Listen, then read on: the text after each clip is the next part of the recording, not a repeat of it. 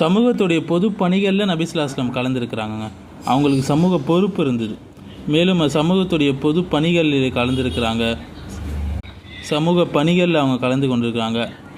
அப்போது அவங்களுக்கு 20 வயசு, அதுபோல் இளம் வயதாக ஹில்ஃபல் ஃபுதூல் என்ற ஒப்பந்தத்தில் கலந்துருக்கிறாங்க. இது குறைஷிகள் நீதத்தை நிலைநாட்ட, மேலும் பலவீனமானவர்கள் அவங்களுடைய உரிமையை பாதுகாக்கிறதுக்காக போடப்பட்ட ஒரு ஒப்பந்தம் மக்கால. இப்போது அந்த ஒப்பந்தத்திற்கு என்னை அழைத்தாலும் நான் போவேன்னு சொல்லி ரசூலுல்லாஹி ஸல்லல்லாஹு அலைஹி வஸல்லம் சொன்னாங்க, இஸ்லாமுக்கு வந்த பிறகு, நபி ஆக்கப்பட்ட பிறகு. ஸோ என்ன சொல்லுதுன்னா, நபி ஸல்லல்லாஹு அலைஹி வஸல்லம் நம்மளை போல ஒரு இளைஞர்களாக இல்லை, வெட்டியாக ஊர் சுற்றி கொண்டு நேரத்தை அழித்து கொண்டு இப்படி இல்லை. ஒரு சமூக பொறுப்பு அவங்களுக்கு இருந்தது. சமூகத்துடைய பொது பணிகளில் அவங்க கலந்து கொண்டாங்க. ஸோ சீராவுடைய இந்த விஷயத்திலிருந்து முஸ்லீம்கள் எந்த அளவுக்கு சமூக பொறுப்புகளை எடுத்து செய்ய வேண்டும், சமூகத்தின் மீது ஒரு அக்கறை இருக்க வேண்டும் என்பதை நாம் தெரிந்து கொள்ள வேண்டும்.